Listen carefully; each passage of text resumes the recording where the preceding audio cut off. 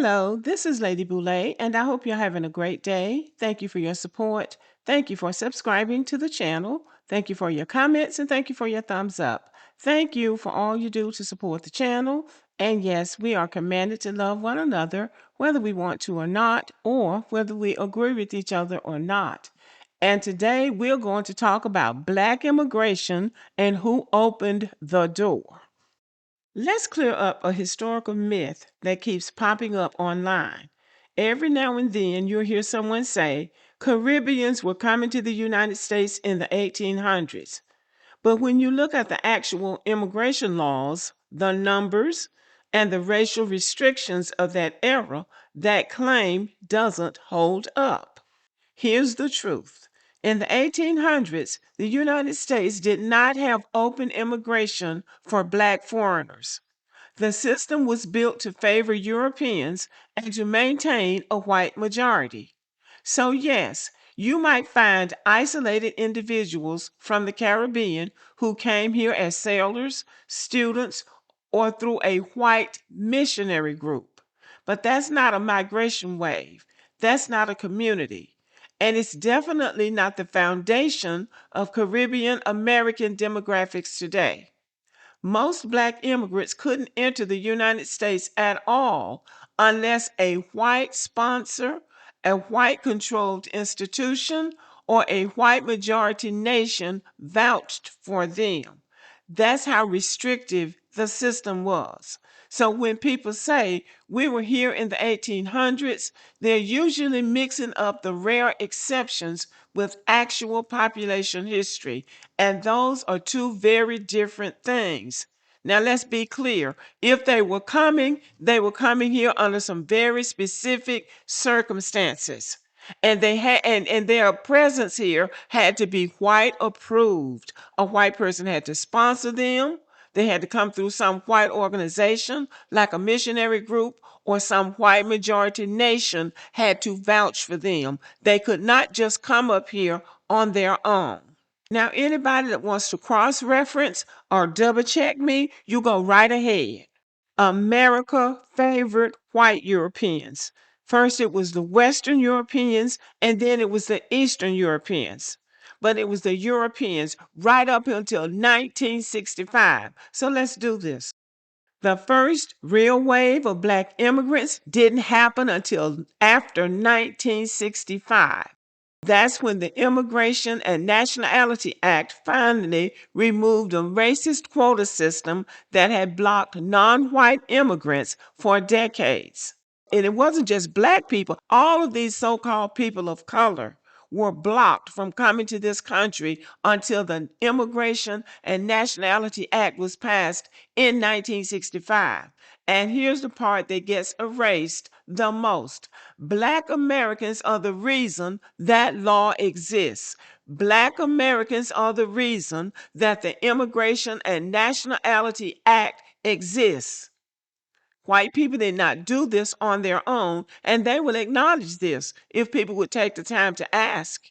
But they want to operate on delusion, denial, and whatever fantasy they've made up in their minds. But the reality is, Black Americans is the reason that the Immigration and Nationality Act of 1965 exists. Black Americans is the reason that Africans, Caribbeans, Indians, Arabs, Latinos, and all of these other people of color are able to come into this country legally. Before 1965, immigration law was part of the same racial hierarchy as Jim Crow. It was designed to keep America white, not just socially, but demographically. Black Americans challenged that entire system. They marched, they protested, they testified before Congress, and they forced the country to confront its own hypocrisy. The Civil Rights Act of 1964 and the Voting Rights Act of 1965 created a political environment where the United States could no longer justify a whites only immigration system. Once those laws passed, the old quota system became indefensible. And that's what led directly to the Immigration and Nationality Act of 1965. That law opened immigration to non European countries, created family reunification pathways, and allowed Black immigrants from the Caribbean and Africa to enter in large numbers for the first time. Now, these are facts that these people need to know. Whether they want to accept them or not, they need to know this. This is on the books in the United States of America. It's documented. And that is one thing that I do like about America and about white American people in power. They write down what they do. Whatever they do, they write it down. So people can argue with it. They can be upset about it. They can cry about it all they want to. But it's in the law books.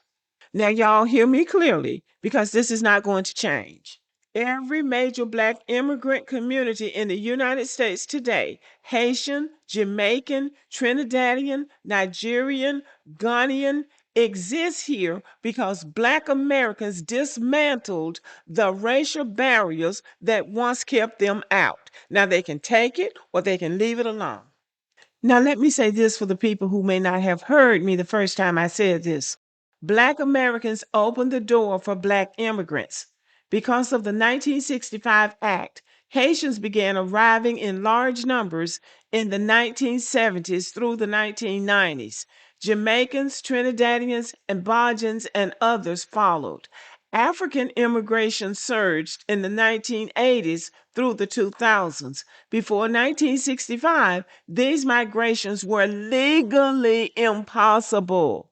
After 1965, they became the fastest growing immigrant groups in the country. And that only happened because Black Americans dismantled the racist legal structure that kept them out. Now, these are documented facts. Now, here's the bottom line. Black Americans didn't just play a part, they're the reason the door opened. Black Americans exposed the racism in the quota system, forced Congress to confront it, created the political climate for reform, provided the moral argument, and paid the price in blood, jail time, and sacrifice.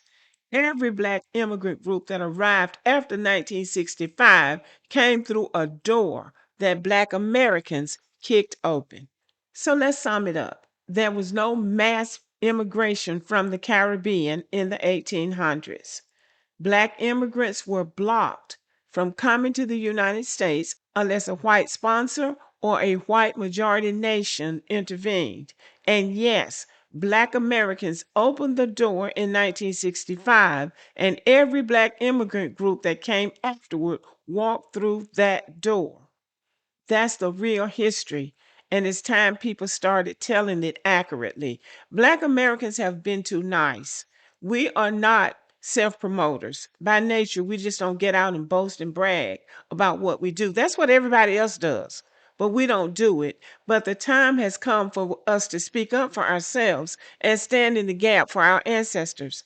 Just like my research shows, Black Americans bled for this country to open up its policies, to be more fair. Black Americans sacrificed.